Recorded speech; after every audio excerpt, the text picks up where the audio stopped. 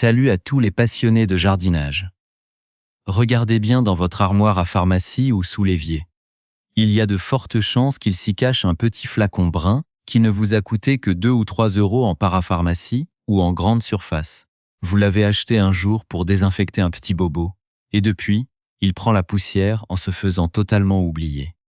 Ce que la plupart des jardiniers français ignorent, c'est que ce flacon de peroxyde d'hydrogène, plus connu chez nous sous le nom d'eau oxygénée, est l'un des outils les plus puissants, écologiques et économiques pour votre jardin, votre potager ou vos jardinières de balcon. Et si personne en jardinerie traditionnelle ne vous en a jamais parlé, ce n'est pas un hasard. L'industrie des phytosanitaires, les fabricants de pesticides et les grandes enseignes de bricolage n'ont aucun intérêt financier à vous dire qu'un produit à 3 sous surclasse des traitements chimiques qu'ils vous facturent 15, 20 ou 30 euros le flacon. Après des années à observer des jardiniers dépenser des fortunes dans des produits toxiques inefficaces, pour finalement voir leurs plants de tomates ou leurs géraniums dépérir, il est temps de briser le mythe. Aujourd'hui, tout change. À la fin de cette vidéo, vous saurez exactement comment utiliser ce produit miracle pour sauver vos plantes de la pourriture des racines, éliminer les maladies cryptogamiques qui font rage dans nos régions et booster vos semis comme jamais. Avant d'entrer dans le vif du sujet, dites-moi dans les commentaires dans quel département vous jardinez ou quelle est votre zone de rusticité en France, car on ne cultive pas de la même manière en Bretagne, dans le Grand Est ou sur la côte méditerranéenne. Restez bien avec moi, car au milieu de cet épisode, je vais vous guider pas à pas pour ressusciter une plante condamnée par la pourriture des racines, un sauvetage qui va vous coûter moins cher qu'un café en terrasse. Voici la carte de notre épisode. Nous allons d'abord comprendre la chimie simplissime derrière ce produit, voir comment classer son action selon vos conditions de culture en France, analyser les cas pratiques les plus courants du climat français, passer aux travaux pratiques de plantation et de sauvetage, et enfin établir votre checklist saisonnière. Pour bien utiliser l'eau oxygénée, il faut d'abord comprendre ce qu'elle est réellement et comment elle interagit avec l'environnement de nos jardins français. Ce flacon à 3% est simplement de l'eau pure avec un atome d'oxygène supplémentaire attaché. Sa formule chimique est H2O2. Cette configuration change absolument tout. Au contact d'une matière organique comme la membrane d'un champignon, la larve d'un parasite ou une bactérie pathogène, le peroxyde libère cet atome d'oxygène dans une micro-explosion. Il oxyde et détruit instantanément les agents pathogènes par contact, puis se dégrade entièrement en eau, H2O, et en oxygène, O2. Aucun résidu chimique, aucune pollution des nappes phréatiques, aucun blocage du sol. C'est le traitement propre par excellence. En France, l'efficacité de cette méthode va dépendre de vos conditions de culture locale. En pleine terre, dans nos sols souvent argileux ou limoneux, qui se compactent facilement sous l'effet des pluies printanières, l'eau oxygénée agit comme un aérateur thermique en libérant de l'oxygène directement au niveau des racines. En pot ou en jardinière sur un balcon exposé au plein soleil à Lyon ou à Marseille, le terreau surchauffe et s'asphyxie rapidement. L'apport d'oxygène y est vital. Le climat français, très varié, dicte aussi son utilisation. Dans les zones océaniques ou semi-continentales, l'humidité persistante, combinée aux températures douces du printemps, favorise l'apparition de maladies, alors que le soleil estival du midi crée d'autres types de stress. De plus, la vitesse de réaction du produit dépend de la température ambiante.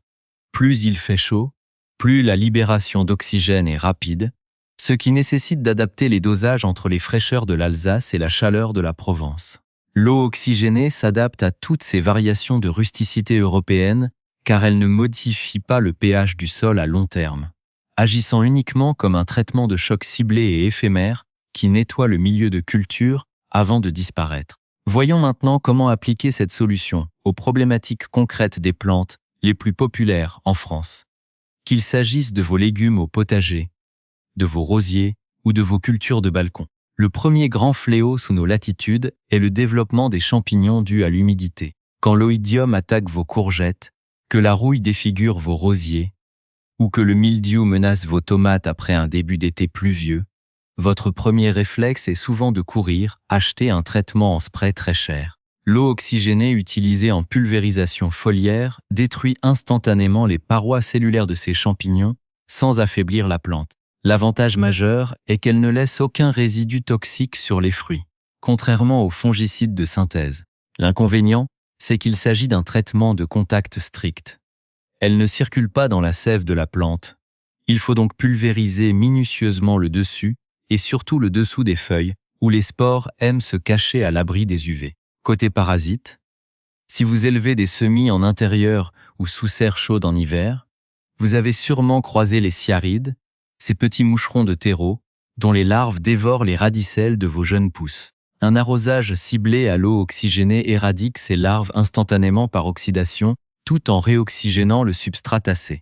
Pour l'arrosage et la fertilisation des sols français, souvent carencés en oxygène à cause du compactage, un apport régulier mais très dilué stimule l'absorption des nutriments par les racines, rendant vos apports de compost ou d'engrais organiques 2 fois plus efficaces. En matière de taille, lorsque vous nettoyez vos arbres fruitiers ou vos arbustes à la sortie de l'hiver, l'application d'eau oxygénée pure sur les plaies de coupe désinfecte immédiatement la zone contre le chancre ou le feu bactérien, remplaçant avantageusement les mastiques chimiques qui emprisonnent parfois les maladies. Passons à la pratique.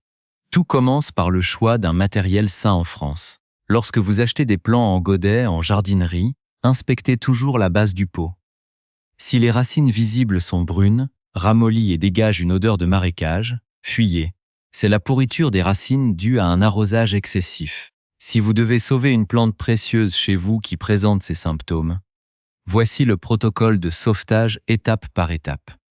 Sortez la plante de son pot, secouez délicatement la terre et inspectez le système racinaire. Avec un sécateur préalablement désinfecté à l'eau oxygénée pure, coupez toutes les racines pourries, noires et molles. Plongez ensuite le reste des racines saines dans un bain composé d'un volume d'eau oxygénée à 3% pour 3 volumes d'eau claire, pendant 5 à 10 minutes.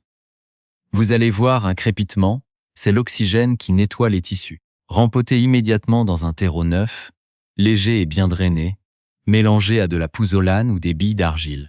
L'erreur classique en France est de réutiliser l'ancien terreau, contaminé, ou de replanter dans un pot non lavé. Vous devez impérativement désinfecter le pot avec une solution moitié eau oxygénée avant réutilisation. Pour les semis, une autre astuce incroyable consiste à faire tremper vos graines potagères difficiles, comme le persil ou les poivrons, pendant 20 minutes dans un verre d'eau contenant une cuillère à café d'eau oxygénée. Cela ramollit le tégument de la graine et détruit les spores de champignons de fonte des semis collés sur l'enveloppe, doublant ainsi la vitesse de germination. Attention à la règle d'or pour les traitements sur les feuilles. Ne pulvérisez jamais en plein soleil, ni en milieu de journée. Les gouttelettes feraient un effet loupe sous le soleil français et brûleraient le feuillage, et les UV détruiraient le produit avant qu'il n'agisse. Optez toujours pour une application en fin de soirée sur un feuillage sec. En résumé, ce petit flacon d'eau oxygénée à 3% souvent ignoré est une véritable boîte à outils pour le jardinier moderne, respectueuse de la nature et redoutablement efficace. Pour réussir votre saison en France, voici votre checklist d'actions concrètes. Au printemps, désinfectez tous vos outils de taille, vos tuteurs et vos anciens pots avant les plantations pour bloquer les maladies dès le départ. Utilisez le bain de peroxyde pour booster la germination de vos graines potagères. En été, gardez un pulvérisateur prêt avec une dose préventive, 120 ml oxygénés pour 4 litres d'eau, et appliquez-la toutes les 2 semaines sur vos tomates, courges et rosiers en fin de journée pour faire barrière au mildiou et à l'oïdium. Si une attaque est déclarée, passez à la dose curative, 8 à 12 cuillères à soupe pour 4 litres d'eau, pendant 3 jours d'affilée. En automne, arrosez vos plantes sensibles rentrées à l'abri avec une solution diluée pour éliminer les larves de moucherons et assainir le terreau avant l'hiver. Ce protocole simple a fait ses preuves et redonne le pouvoir aux jardiniers face aux géants de la chimie paysagère. Si vous voulez continuer à recevoir des astuces sans blabla, basées sur la science et adaptées à nos climats, abonnez-vous dès maintenant à la chaîne. C'est totalement gratuit et ça aide énormément la communauté à grandir. Maintenant, c'est à vous de jouer. Écrivez dans les commentaires quel est le principal problème de maladie ou de parasite que vous rencontrez dans votre région cette année. Je lirai tout pour préparer nos prochains guides pratiques. Prenez soin de vos plantes, sortez ce flacon brun du placard Et on se retrouve très vite dans la prochaine vidéo. Pour tirer le meilleur parti de cette solution, il est essentiel de comprendre comment structurer son utilisation selon la diversité des terroirs et des climats de l'Hexagone. La France possède une richesse géographique incroyable, mais cela signifie aussi que le comportement de votre sol et de vos plantes varie drastiquement d'une région à l'autre. Nous pouvons classifier l'usage de l'eau oxygénée selon 3 critères majeurs propres à notre territoire: la zone climatique européenne, le mode de plantation, pleine terre ou contenant, et la nature géologique du sol français. Commençons par la mosaïque des climats français. Si vous jardinez en zone océanique, comme en Bretagne, en Normandie ou en Nouvelle-Aquitaine, votre principal ennemi est l'humidité ambiante combinée à des hivers doux. C'est le paradis des champignons. Ici, l'eau oxygénée doit être classée comme un bouclier préventif foliaire dès le mois d'avril pour bloquer les spores avant qu'elles ne s'installent. À l'inverse, si vous êtes en zone méditerranéenne ou dans la vallée du Rhône, le climat est marqué par des étés caniculaires et des épisodes de sécheresse intense. Dans ces régions, le produit ne s'utilise presque jamais en spray foliaire durant l'été à cause des risques de brûlure thermique, mais devient un traitement d'urgence pour réoxygéner les racines des plantes en pot qui étouffent sous les fortes chaleurs. Enfin, pour la zone continentale ou de montagne, Grand Est, Auvergne-Rhône-Alpes, où les hivers sont rudes et tardifs, l'eau oxygénée trouve sa place au tout début du printemps pour assainir les châssis, les serres et réveiller les sols qui ont subi un gel prolongé. Le deuxième niveau de classification concerne le support de culture. En France, la culture sur balcon, terrasse et en jardinière a explosé, notamment en milieu urbain à Paris, Lyon ou Marseille. En pot, le volume de terreau est très limité. Lors des arrosages répétés avec l'eau du robinet souvent calcaire, le substrat se compacte, le calcaire bloque les nutriments et l'oxygène disparaît, provoquant l'asphyxie racinaire. L'eau oxygénée y est une solution de maintenance mensuelle indispensable pour aérer chimiquement ce milieu clos. En pleine terre, l'approche est différente. Nos jardins français sont historiquement riches en matière organique, mais souffrent souvent de compactage lié à des sols lourds, argileux ou limoneux, comme les sols de l'Île-de-France ou du Nord. Un arrosage au peroxyde d'hydrogène en pleine terre ne se fait pas à l'aveugle. Il est classé comme une intervention locale, ciblée au pied des cultures sensibles, tomates, pommes de terre, cucurbitacées, pour nettoyer la zone racinaire après de longues périodes de pluie printanière qui saturent le sol en eau. Enfin, l'entretien doit s'adapter à la vitesse de réaction du produit, selon les saisons françaises. Le peroxyde d'hydrogène réagit par cycle thermique. Plus la température de votre région est élevée, plus l'atome d'oxygène se libère vite. En mai, lors des saintes glaces, une application cutanée ou racinaire agira lentement et offrira une protection prolongée. En plein mois de juillet, la réaction est quasi instantanée. C'est pourquoi l'entretien de vos cultures doit intégrer cette variable. Pour les plantes à croissance rapide typiques de nos potagers français, comme les tomates marmandes, les courgettes ou les salades, l'application en arrosage dilué stimule le métabolisme racinaire au moment précis où la plante doit produire sa biomasse. Pour les arbres fruitiers ou les arbustes vivaces de nos jardins, le traitement se planifie uniquement lors des phases de dormance ou juste après la taille de structure pour cautériser les plaies. En intégrant cette classification simple, climat local, type de contenant et nature du sol, vous passez d'un jardinage approximatif à une gestion de précision, parfaitement calibrée pour les conditions françaises. Pour appliquer l'eau oxygénée avec succès, analysons les plantes et les approches les plus populaires dans nos jardins français. Nos priorités oscillent entre le potager d'autosuffisance, les balcons fleuris et les vergers familiaux. Chaque catégorie de végétaux réagit différemment à l'oxydation, et les critères de choix dépendent directement de la sensibilité de leur tissu et des spécificités de notre terroir. Commençons par les stars incontournables du potager français, les tomates, comme la marmande ou la cœur de bœuf, et les cucurbitacées, courgettes, melons. Ces plantes ont des feuilles poilues et larges, qui capturent l'humidité nocturne, créant un terrain de jeu idéal pour le mildiou et l'oïdium.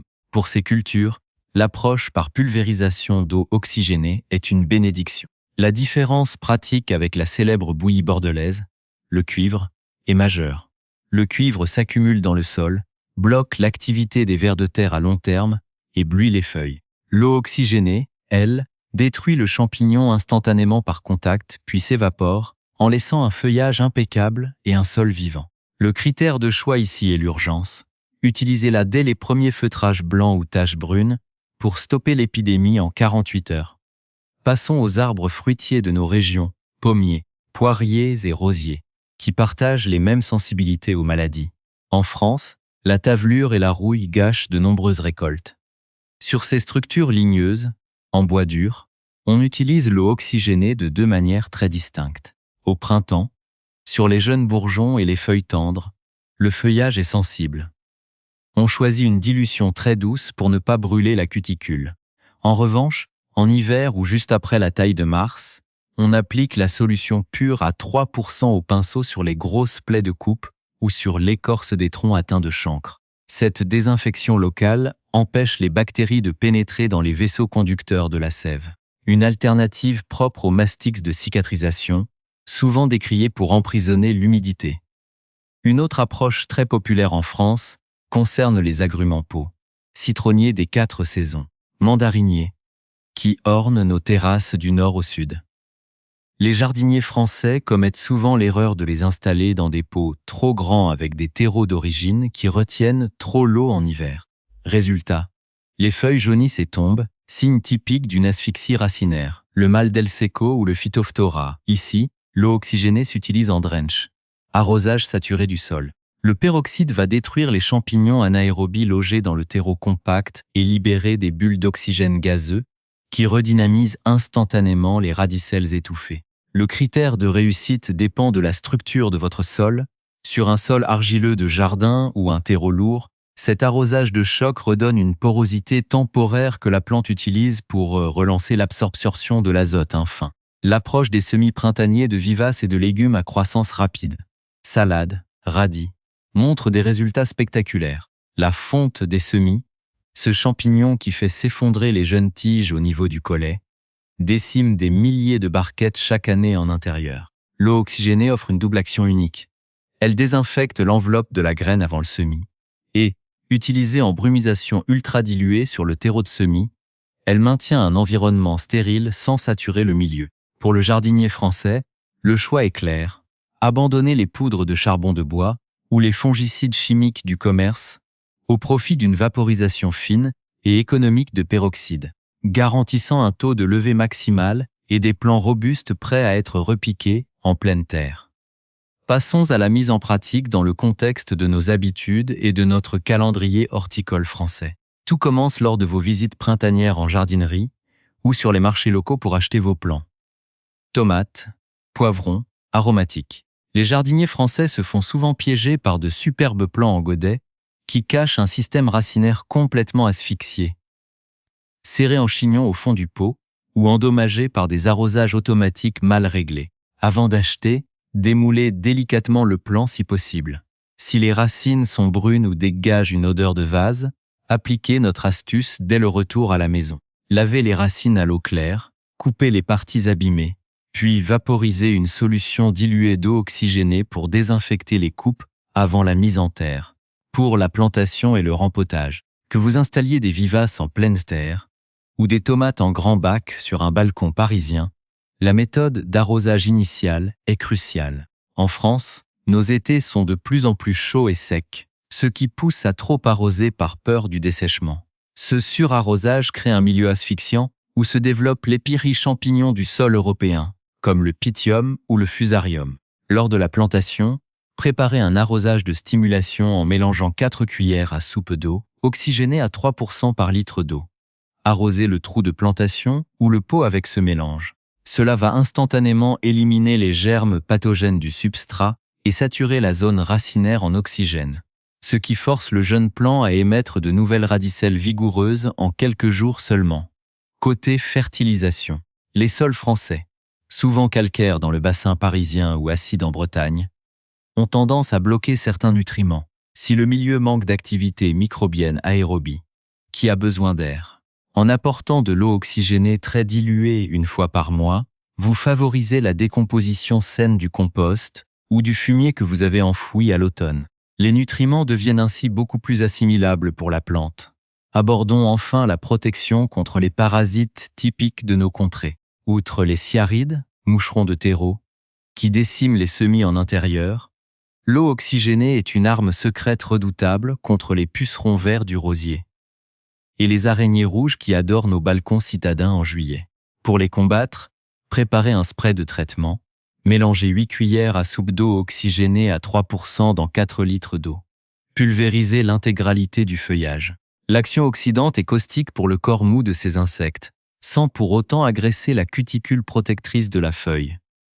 Pour corriger les erreurs fréquentes des jardiniers français, retenez 3 règles absolues. Premièrement, ne réutilisez jamais le terreau d'une plante morte de maladie l'année précédente, sans le doucher préalablement, avec une solution de peroxyde d'hydrogène, 1 verre par seau d'eau, pour tuer les œufs de parasites et les spores dormantes. Deuxièmement, arrêtez de pulvériser vos traitements en milieu de journée sous le soleil d'été.